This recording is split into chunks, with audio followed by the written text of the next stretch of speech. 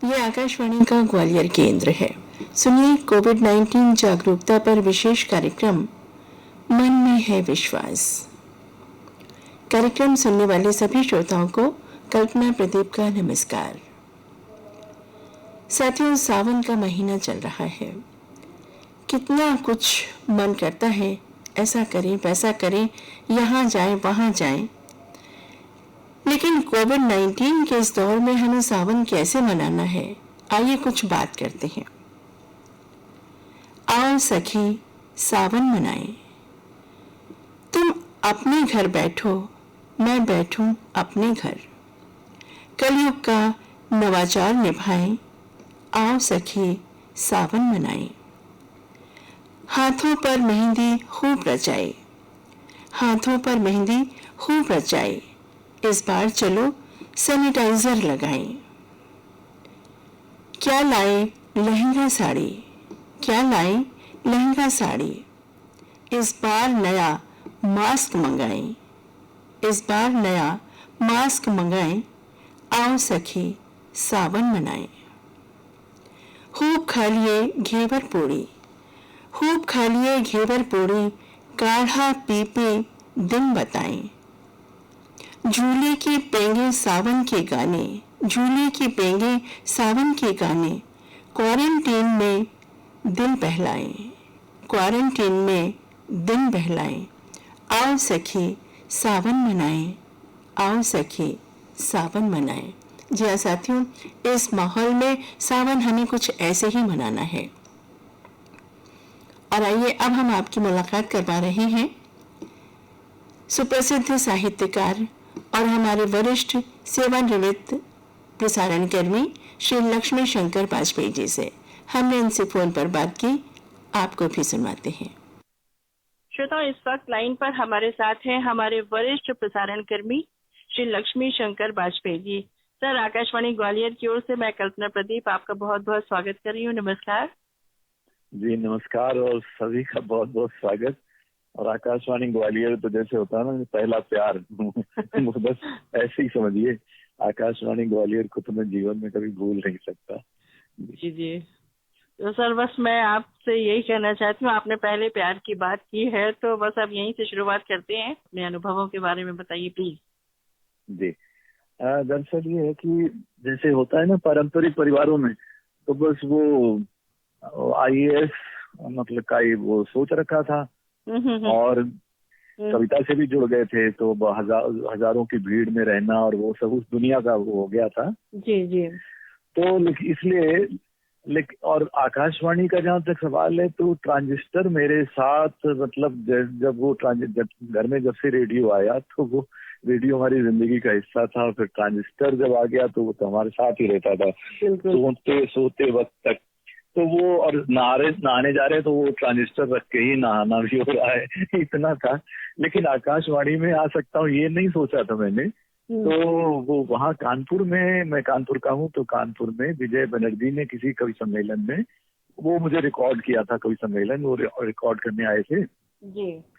तो अच्छा, तो वो उनका और सुभाषिनी जी जो उनकी पत्नी है, बहुत बड़ी थिएटर के आर्टिस्ट, उनसे मेरी दोस्ती थी जी। तो बहरहाल उन्होंने जो है ना वो ये फॉर्म ये लाके, मुझे नहीं पता था कि आकाशवाणी में कोई प्रोग्राम एग्जीक्यूटिव नाम की कोई चीज होती, क्या होता है।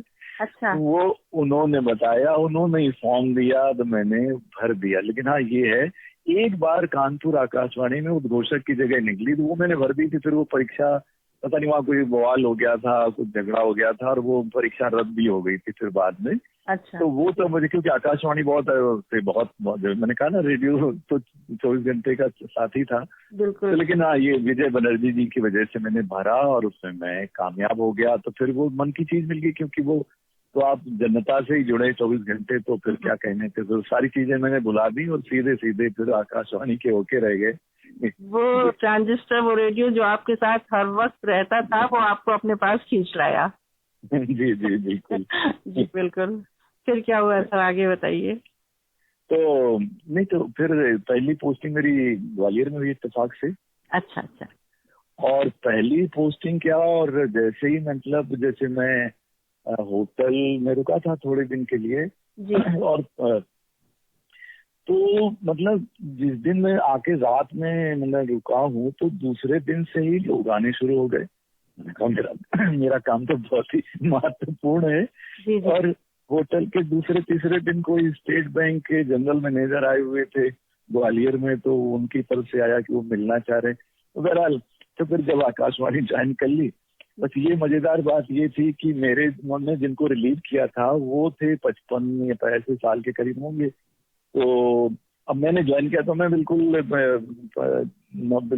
जैसे होता है ना विद्यार्थी एकदम चला आया उस तरह से। तो हमारे जब तक वो बनी नहीं थी, हमारी प्लेट बनी नहीं थी, तो हमारे जो टॉकर आए वो आए और कमरे से झांक के लौट जाए कि वो, हाँ, तो वो फिर जाए उनके पास हमारे जो प्रोडक्शन असिस्टेंट थे वो देवेंद्र जी, तो वो फिर उनको लेके आ रहे वाजपेयी जी बैठे तो अच्छा ये प्रोग्राम तो वो भी एक तरह की बड़ी मजेदार चीजें हुई। और फिर जब मैं पहली दफा जिस दिन ज्वाइन किया, आप सोचिए उसी दिन शाम को देवेंद्र जी बोले, मैं तो तब मेरी शादी भी नहीं हुई थी तो अकेले ही था, तो उन्होंने कहा आप चलिए मेरे साथ ओबी में चलिए ना। तो मैं ओबी तो नहीं जानता था, लेकिन हाँ मतलब चल, तो मैंने कहा चल पड़े। अब पता चला कि वहाँ वो गवर्नर साहब आए हुए हैं, कोई खोजता हुआ आ गया, कह रही आप वहाँ चलिए। वो भी मतलब पहले दिन से जो एक वीआईपी ट्रीटमेंट मिलना शुरू हुआ तो वो बड़ा अच्छा लगता था। खैर धीरे धीरे वो वक्त भी बहुत अलग था। हाँ, तो वो पूरा शहर, देखिए क्या हुआ कि एक कहानी थी, मतलब मुझे कितना आनंद आता था। एक कहानी मैंने ब्रॉडकास्ट की, महेश कटारे तो हिंदुस्तान के बहुत बड़े कहानीकार बन गए हैं, उनको इत्तेफाक से कुसुमांजलि सम्मान जो 2.5 ज्यूरी में होता है तब उनको मिला, और भी बड़े बड़े सम्मान मिले हैं। तो वो बिल्कुल जब पहली दफा आए थे उनकी बहुत ही साहित्यिक कहानी थी, तो बल्कि हमारे देवेंद्र जी कहते अरे ये कहानी आप ब्रॉडकास्ट करो, होने का क्यों नहीं करेंगे। तो वो ब्रॉडकास्ट हुई, और मैं खाना खाने जा रहा था, होटल जाया करता था। तो रास्ते में टेम्पो चलते थे ना, वो पता नहीं अभी भी चल ही रहे हो शायद, उस टेम्पो में रास्ते में आपस में 2-3 लोग बात कर रहे हैं, अरे उस सुबह की कहानी सुनी थी, क्या कमाल कहानी। तो मैं बैठे बैठे आनंद ले रहा हूँ। तो वो जो एक आनंद आता है ना कि कैसे घर घर में चीजें सुनी जाती हैं आपकी, तो वो, और किसी इतने लोग मतलब मिलने जुलने वाले, कोई सब वो आना, सब घर पे बुलाना, वो वातावरण इतना, मैंने वो समय इतना अच्छा गुजरा है कि उसका कोई बयान करना मुश्किल है। जब वो तो आत्मीय जी आत्मीयता इतनी थी एक दूसरे को, और बहुत सम्मान था क्योंकि पूरा शहर आपको जानता है कहीं से। और देखिए डीएम का फोन आ रहा अपनी तरफ से कि हमारे भोपाल से फलाजी आए, तो उनकी एक टॉक अगर हो जाए तो वो ये सब एंजॉय किया। और उधर जैसे डाकुओं की समस्या थी, तो वो सब भी एक दिलचस्पी रहती थी, लोगों से खबरें तरह तरह की मिलती रहती थी। तो वो, और कुल मिला के जब वो शिवपुरी में हमारे आजाद हिंद फौज के कर्नल ढिल्लन साहब थे, उनसे संपर्क हो गया जी, और उनको हम आकाशवाणी पे लेके आए। तो कुल मिला के जो हमारे 4 साल करीब गुजरे, वो बहुत ही स्वर्ण काल जिसको कहते हैं ना वो। और सबसे बड़ी खुशी की बात यह है कि मैं तो आकाशवाणी में कभी मैंने अपना कविता पाठ तो नहीं किया कभी भी अपनी तरफ से। अरे कोई, हाँ नहीं, क्योंकि हम आकाशवाणी में तो क्या एक मर्यादा बना ली थी, शुरू से आखिरी तक निभाया भी उसको। लेकिन इत्तेफाक ये देखिए कि जब ये हमारा ये खेड़ापति कॉलोनी में हुआ करता था स्टूडियो, और जब ये नए स्टूडियो बन गए अभी जो है आकाशवाणी गांधी रोड, हाँ गांधी रोड, तो वहाँ जो एक्चुअली म्यूजिक की रिकॉर्डिंग होनी थी, सब कुछ तय हो चुका था। और अचानक से पता नहीं क्या हो गया, तो वो गीत मुझे फिर लिख के देना पड़ा। अच्छा। और तो इतिहास ये है कि आकाशवाणी का जो म्यूजिक स्टूडियो है, उसमें जो पहली रिकॉर्डिंग हुई म्यूजिक की, वो मेरे गीत की रिकॉर्डिंग हुई है। क्या बात। वो भी तो वो इस सही की बात हुई थी।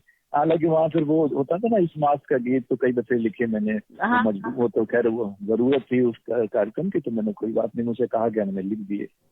तो कुल मिला के नहीं, और इतने दिग्गज लोग साहित्य जगत में, बड़ी बड़ी हस्तियां थी, डॉक्टर जगन्नाथ प्रसाद मिलिंद थे उस समय, और उन्होंने आकाशवाणी का बहिष्कार कर रखा था। फिर हम लोगों ने, डॉक्टर जे.डी. गुप्ता भी आ गए थे, हम लोग उनके घर गए, उनको मनाया, उनको लाए, फिर उनका तो पूरा एक संग्रह आ गया जिसको उन्होंने आकाश कुसुम नाम दिया है। वही सारी कविताएं जो आकाशवाणी में प्रसारित हुई हैं। तो बहुत बड़े मुकुट बिहारी सरोज, कितने, निदा फाजली साहब, एक दिन वो कितना मजेदार बात थी कि आकाशवाणी की गोष्ठी थी, बड़ी गोष्ठी थी, तो निदा फाजली साहब चले आ रहे हैं, बॉम्बे से आए हुए थे, हमें तो पता नहीं था, और वो शंकर सक्सेना के साथ चले आए और मुझसे कहते हैं कि भाई सुनने के लिए इजाजत मिल सकती है हमें। तो मैंने कहा रे आप कैसी बात कर रहे हैं, हालांकि मजाक कर रहे थे। तो वो इतना, और वीरेंद्र मिश्र जी आ जाते थे मुंबई से, तो पूरा ग्वालियर जो है 1 महीने तक साहित्य कविताएं, तो बहुत हर तरह से जो है आकाशवाणी ग्वालियर का जो कार्यकाल था वो बड़ा यादगार कार्य था। सर आपने कौन कौन से प्रोग्राम के बारे में कुछ बताइए। नहीं, अच्छा।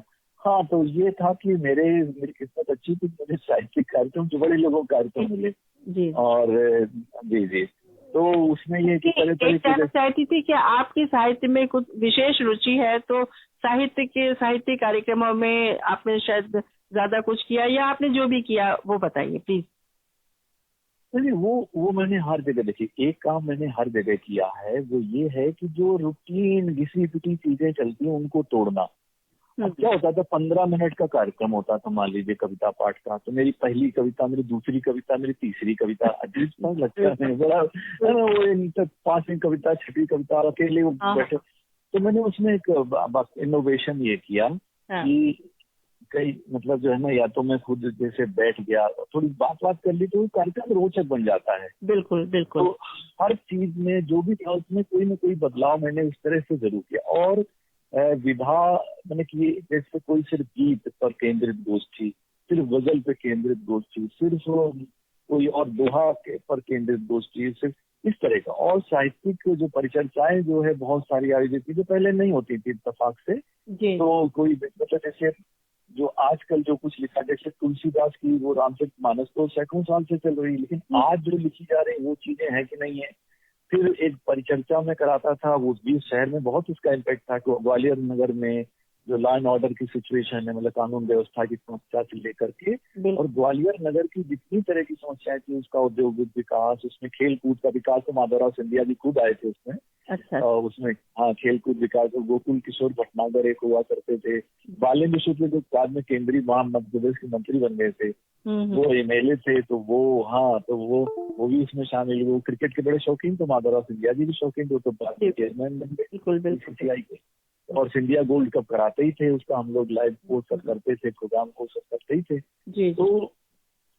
तो ये इस तरह की हमने वहाँ ग्वालियर और पूरे अंचल का विकास, जैसे मुरैना है, भिंड है, 10वीं समस्या से कैसे निपटें से लेकर के वहाँ के जितने जरूरी सवालात थे उन पर हमने खूब सारे कार्यक्रम किए। और ये है कि उन कार्यक्रमों का बाकायदा प्रभाव होता था, अखबारों में सब छपता था। और हाँ, एक मजेदार चीज और होता है, वो ये सब चीजें होती है, जोश जो होता है ना, एक नया, मैंने बताया ना कि मेरा पहला स्टेशन था, और ब्रॉडकास्टिंग का एक जोश मीडिया वाले का जो होता है, बिल्कुल वो जोश भरपूर था। तरह तरह के प्रोग्राम, मतलब और एक प्रोग्राम चलाते थे हम, क्या हुआ वहीं पर एक तरह की बुनियाद पड़ गई तरह तरह के कार्यक्रमों की। जी। ये कार्यक्रम हम करते थे, मतलब जिसमें जैसे जो कैंसर के मरीज हैं, जिनको पता है कि क्योंकि तब कैंसर बहुत भयानक था, लोग बचते नहीं थे तब। वो आप सोचिए 80 की बात मैं आपसे कर रहा हूँ, मैं 40 साल पहले की, तो दुनिया दूसरी थी उस वक्त, तो कैंसर से कोई बचते नहीं था। तो एक कार्यक्रम जैसे कि कैंसर के मरीजों की क्या मनस्थिति, उनके परिवार वालों की क्या है, तो ऐसे कार्यक्रम मैंने शुरू किया था।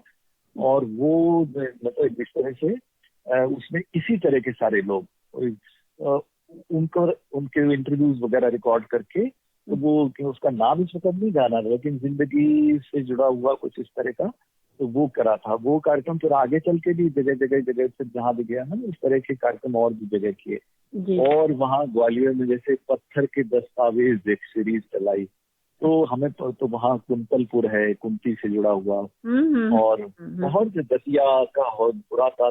और हाँ, एक अच्छी बात ये है कि जैसे मैं शिवपुरी गया, उससे प्रोग्राम बनाया ना वहाँ पे, मुझे लगा यहाँ तो बहुत स्कोप है, क्यों, और इसको अगर विकसित करते, वहाँ तो पीने का पानी तक नहीं, ना कोई साधन, ना कुछ।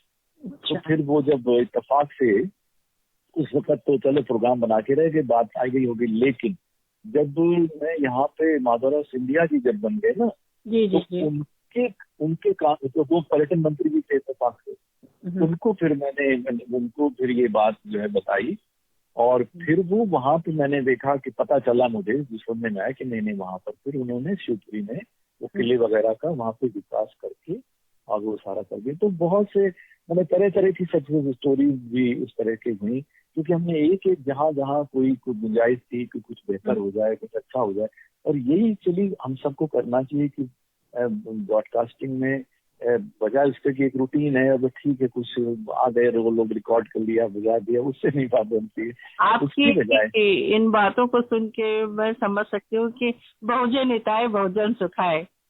हाँ बिल्कुल बिल्कुल बिल्कुल पूरी तरह आपने उसका जी जी। उसको निभाया, उसको चरितार्थ किया, बहुत अच्छा लगा। सर आप इतनी बातें कर रहे हैं, आप ये बताइए, दिल पे हाथ रख के बताइएगा कि आप जहाँ जहाँ भी आप गए, आपको ग्वालियर मेले की याद नहीं आई? नहीं, ग्वालियर मेले का भी मैं 2 साल, एक पिछली साल या पिछली साल वही मुशायरे में आया तो बहुत जितनी खुशी हुई। ग्वालियर मेला क्यों नहीं यार, ग्वालियर मेला तो हम इतने रूटीन में जाते थे, वो गाजर का हलवा बड़ा मशहूर था वो लेकर के, और तरह तरह की जो वहाँ प्रोग्राम भी बनाए, और तो वो क्यों नहीं याद आए। वो तो बहुत अच्छी याद दिलाई, क्योंकि हमारा ध्यान तो ब्रॉडकास्टिंग में ज्यादा लगा था। हाँ। तो उन बातों पे तो ध्यान भी नहीं गया जी, जैसे अब ग्वालियर का किला हो या रानी लक्ष्मीबाई का, हाँ वो कहानी भी उस वक्त बहुत बड़े इतिहासकार थे वहाँ भारत में, जिंदा जीवित थे तब, हरिहर निवास द्विवेदी जी, उन्होंने ये बताया था, तो बड़ी सनसनीखेज बात बताई थी कि जो जहाँ पे समाधि बनी है रानी लक्ष्मीबाई जी की, तो वहाँ एक्चुअली वो गिरी वहाँ नहीं थी, वो जो है ना जब उनके वो फिर उनको मतलब कहीं रातों रात जो है ना उनके मृत शरीर को कहीं हटा दिया गया था। वो भी सनसनीखेज की बातें भी उन्होंने बताई थी। तो बहरहाल वो रानी लक्ष्मीबाई की समाधि, तानसेन समारोह का मैंने कोई जिक्र नहीं किया, बाद मैंने अनाउंसमेंट वो भी किया पर्दे के पीछे से, तो वो एक अद्भुत अनुभव था।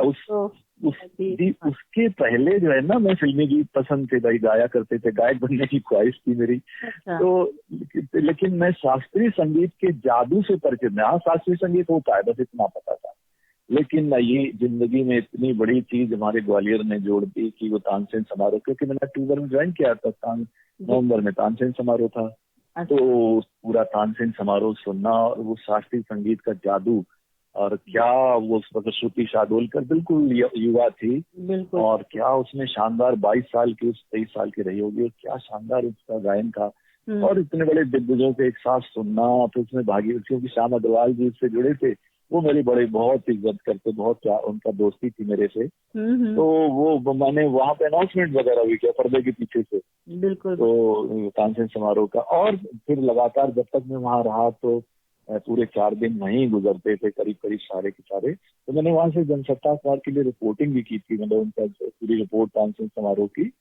तो कुल मिला के इतने सारे पक्ष हैं, कवि सम्मेलन एक से एक, मैंने बताया ना वहाँ से एक से एक दिग्गज वहाँ कवि शायर, इतने बड़े बड़े शरत बहुत बड़े, और डॉक्टर अख्तर नजमी वहीं थे, और बड़े कई एक नाम थे, मतलब कमरुद्दीन बरतर से लेके और उमाशंकर शादा, निदा फाजली साहब बीच बीच आते रहते थे। तो कुल मिला के साहित्य, संगीत, सांस्कृतिक परिदृश्य सब इतना बढ़िया था, और इतनी वो की इतना विविधता, मतलब जीवन में इससे पहले मेरे हिस्से नहीं आई, क्योंकि मैं साइंस का विद्यार्थी था, और साइंस विद्यार्थियों की जिंदगी बड़ी सिमट जाती है। वो तो कवि सम्मेलन में जाने से थोड़ा सा खुला था मामला, और मैं अभी सीधे फिर जॉब में आ गए।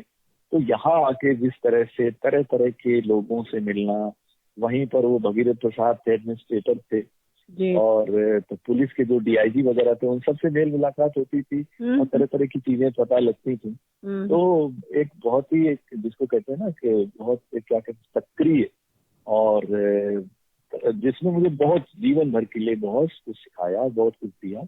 उसका इस्तेमाल फिर आगे चल के जगह जगह जहाँ भी गया ना, उन चीजों का इस्तेमाल भी हुआ, और वो चीजें बड़ी काम आई। तो वो बुनियाद जो थी वो ग्वालियर में बन गई। बहुत। दिल्ली में आप कब तक रहे, कितने दिनों तक? नहीं, दिल्ली तो फिर दिल्ली ने मुझे छोड़ा ही नहीं। तो मैं जब नेशनल चैनल बना, आकाशवाणी के राष्ट्रीय प्रसारण सेवा बनी, तो मुझे भी ले लिया गया उसके लिए। तो बस वो फिर एक बिल्कुल नया अध्याय शुरू हुआ 1988 जी। से। और अल्मोड़ा तो सिर्फ एक ही साल रहा मैं, तो 88 के बाद फिर जो है फिर मैं टेन्योर ब्रेक करने के लिए जम्मू कश्मीर गया था। जी। और डेपुटेशन पे गया, डायरेक्टर बन के वहाँ भी बाड़मेर गया था, वो 1 महीने के लिए सिर्फ डेपुटेशन पे गया था। जी। जी। और लेकिन आज जम्मू कश्मीर वही, चूंकि एक डिफिकल्ट स्टेशन पे जाना होता है, तो मैं चला गया था। तो बाकी तो फिर 88 से लेकर 88 से लेके और रिटायरमेंट तक दिल्ली ने फिर मुझे नहीं कहाँ छोड़ा, फिर तो और दिल्ली का ही होके आपने बहुत कुछ किया।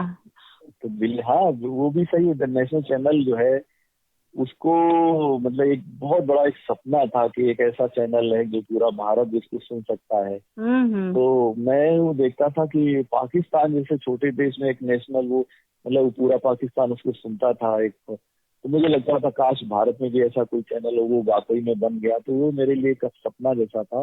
और वो नेशनल चैनल पे बहुत शानदार सब कुछ रहा। फिर दिल्ली स्टेशन आ गया, तो दिल्ली से कहने का सीधा फिर वो FM गोल्ड चैनल जैसे शुरू हुआ।